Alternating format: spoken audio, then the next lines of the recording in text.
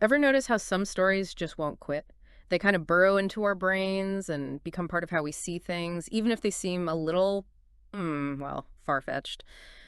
Today we're diving into one of those stories, the whole Elvis Presley sighting thing that just wouldn't die even after, he died back in 77. Yeah, and it's cool that for this deep dive, we've got like this really solid source to work with, the Wikipedia article on Elvis sightings, right? Yeah. It doesn't just list out supposed sightings. It digs into what was going on back then Yeah. and how this whole thing affected pop culture, which I think is a really smart angle. So we're aiming to really dissect these Elvis sightings, see what might have made people believe them, and why this particular pop culture myth just won't go away. For sure. Our mission, should we choose to accept it? Totally. And I think even just starting with Elvis's death, there was some weird stuff going on, right? The story itself had some twists and turns. It feels like those early questions maybe got the Elvis is still alive ball rolling. Yeah. Looking back, it's interesting how those first reports about his death, they weren't really all on the same page. The article mentions like conflicting accounts from doctors, and obviously that leaves room for doubt, right? Yeah, like was it really as clear cut as everyone thought at first? Exactly. And then, of course, later on, you have all the stuff about prescription drugs. It just complicates the picture even more. And his doctor, George Sinakopoulos, had those legal problems later, the whole overprescribing thing. He was found not guilty at first, but then his license got taken away, and they even reopened the autopsy years later. So it definitely wasn't all tied up in a neat little bow, even officially. That's exactly it. When you have that kind of ambiguity, those loose ends, right off the bat, it makes space for other theories to pop up. Yeah. If the official story isn't completely airtight, people start looking for other explanations. In this case, maybe Elvis didn't actually die. So on top of that uncertainty, the sightings start popping up. And the first one they mention happens almost right away, the day after his death at, of all places, the Memphis International Airport. Oh, wow. That's bold. Right. And this guy who looked like Elvis, he said his name was John Burroughs, which the article points out was an alias Elvis actually used for hotel reservations. See, that's the kind of detail that makes you go, maybe? I mean, it's not just someone who kind of looked like him. It's that specific connection to Elvis. Plus, back in 77, airport security wasn't what it is now. You could get on a plane with just a ticket. It adds a tiny bit of believability, even if it's still unconfirmed. Right, like maybe he really could have just slipped away unnoticed. It's those little things that get people's imaginations going. Okay, so then we fast forward to the late 80s, and there are all these sightings in Kalamazoo, Michigan. They don't give us a ton of details, but the fact that so many people were seeing him in one place, it makes you think maybe the Elvis is alive idea was catching on and maybe even leading to more sightings. I think you're totally right. Even without specific details, those Kalamazoo reports tell us something about what was going on culturally. Like more people were aware of this Elvis is alive story, and maybe they kind of wanted to be part of it, even if they weren't doing it on purpose. The idea was in the air, so to speak, so people started seeing what they expected or hoped to see. And then you've got Legoland in California right after it opened in 99. There are Elvis sightings there too, but turns out it wasn't even a real sighting at all. Right, those were staged. The article says they actually hired Elvis impersonators as part of the whole Legoland thing. It's wild how Elvis's image is still so powerful that even a planned appearance by someone pretending to be him could be mistaken, or at least jokingly accepted as the real deal. So not really a sighting, but it shows Elvis is still a huge cultural icon. Totally. Okay, so now let's talk about this Orion thing. This is a really interesting part of the whole story. Shelby Singleton, the guy who owns Sun Records, he starts putting out recordings of this Elvis sound-alike, James Ellis, but he kind of hints that it might actually be Elvis. Oh, really? So he's playing with fire a little bit. Right, like he's deliberately messing with the rumors. What's clever, or maybe a little shady, about Orion is that they blurred the lines between tribute and straight-up deception. Ellis didn't just sound like Elvis. He takes on this masked persona, Orion, which, get this, was a character in a novel about a rock star who fakes his death. So the book inspired the real-life thing, which then makes people even more suspicious about Elvis. It's this crazy loop where fiction feeds reality feeds fiction. I love it. And Ellis himself seemed to go back and forth on this Orion thing, embracing it, then backing away, then coming back again. It's like he was trying to figure out what it meant to basically become a myth. You can imagine the weirdness of being that guy. Right. He was tapping into people's fascination with Elvis's disappearance. And it probably made him famous in a way, but it was all tied to this mystery. It must have been a trip. Then in late 88, there's this song, Spelling on the Stone. And supposedly it's Elvis singing. The lyrics kind of suggest he's still alive. And after it got played on country stations, bam, a new wave of Elvis sightings. It's amazing how a song can do that, right? like reignite this whole thing.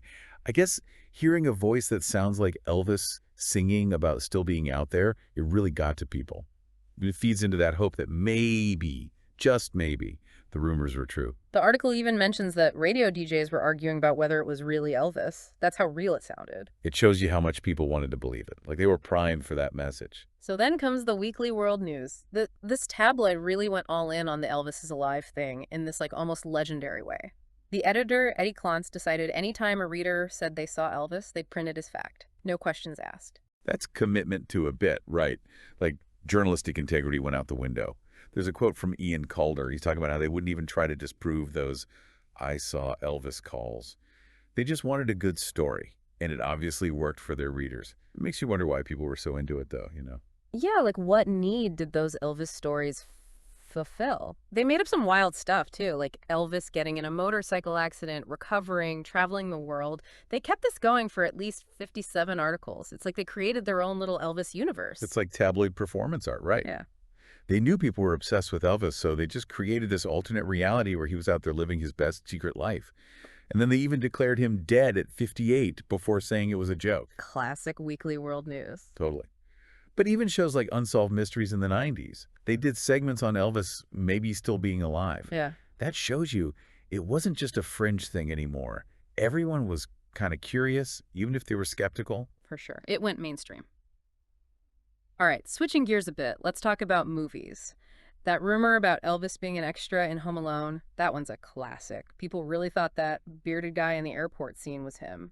It's kind of funny, right? Like that's how much Elvis is burned into our brains. We see some random dude in the background and think it's him.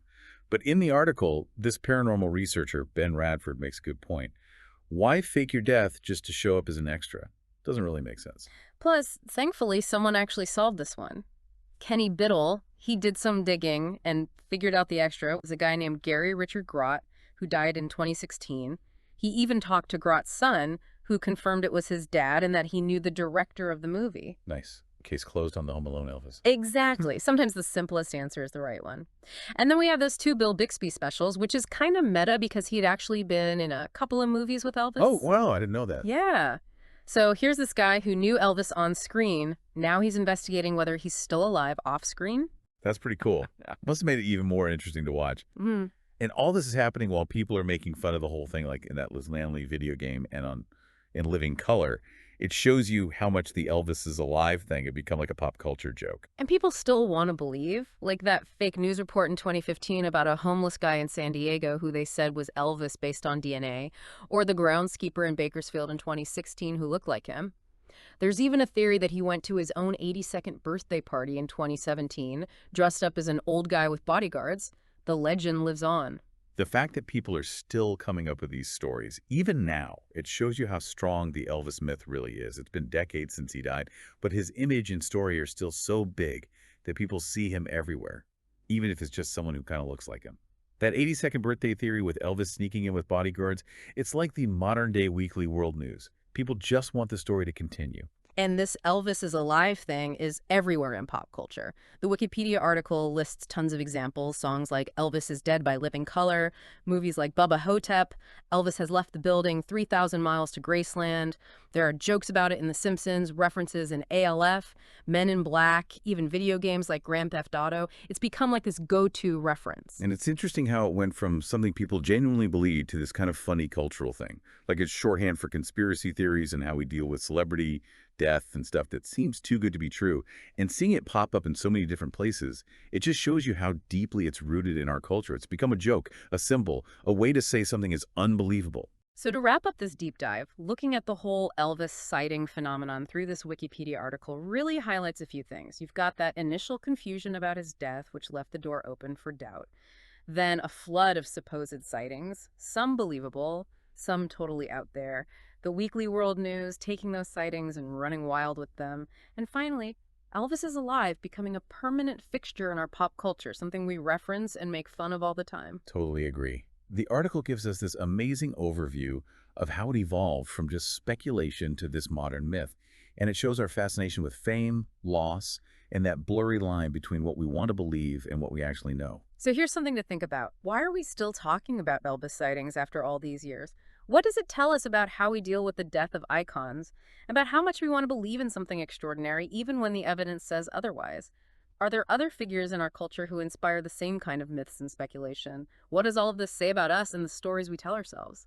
Definitely something to ponder. I like it. A final Elvis mystery to leave our listeners with. Exactly. Thanks for joining us for this deep dive. My pleasure. It's a good one. Until next time, keep those Elvis glasses on. And your blue suede shoes, of course. Of course. Stay curious out there, folks. And keep an eye out for the king. You never know, right? You never know. Uh-huh, exactly.